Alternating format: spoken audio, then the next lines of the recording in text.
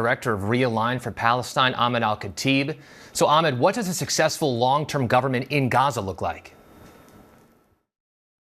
Good to be with you. I think it definitely needs to exclude Hamas, at least in its current shape and format. After all, Hamas has wasted the last 20 years for the Palestinian people in Gaza. We need to see a new Palestinian polity that is beyond the binaries of Hamas and Fatah, Fatah being the party that's dominant in the Palestinian Authority in the West Bank.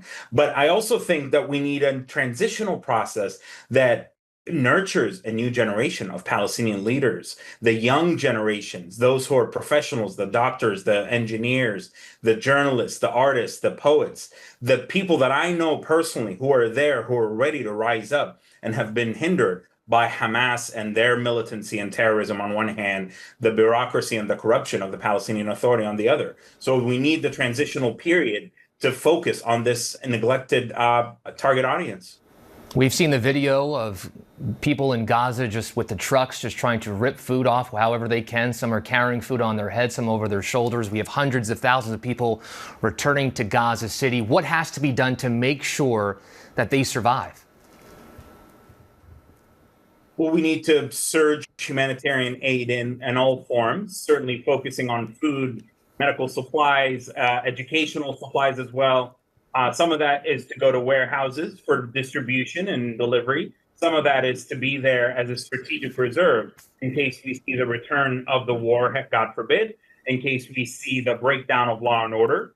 But long term, nothing is going to get better for the people there unless you embark on a process of true transformation and reconstruction.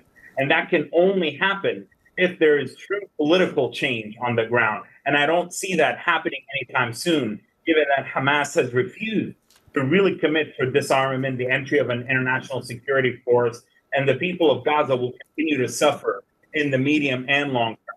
You mentioned medical supplies. Right now, there is no infrastructure for hospitals in Gaza. They have been destroyed. What has to be done to make sure that people there get medical care?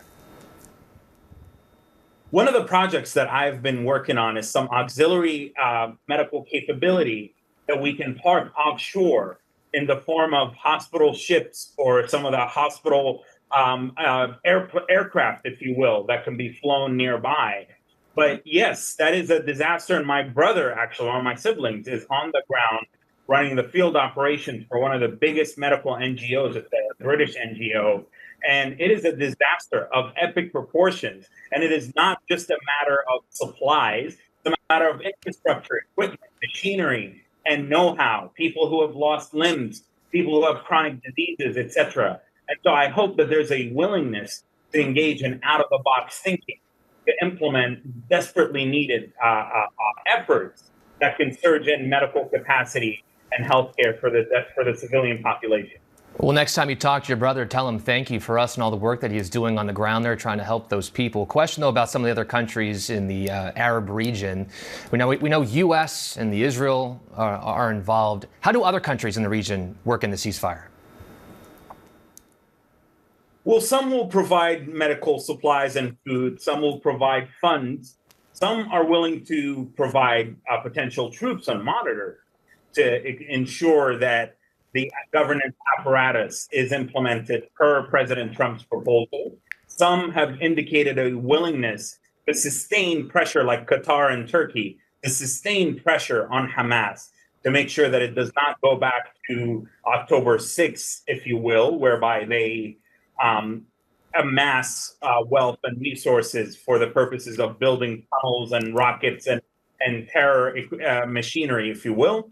So I see a role for every player. However, my concern is that if that's not under a unified umbrella, whether it be a unified international umbrella or an American umbrella or a Palestinian umbrella, that is multilateral in nation, that is focused on the outcome, which is not just reconstruction, but transformation. Gaza needs rejuvenation, revitalization. Those efforts on an individual basis will not be as fruitful as if they were applied cumulatively and collectively. Ahmed Alkhatib, thank you for your time.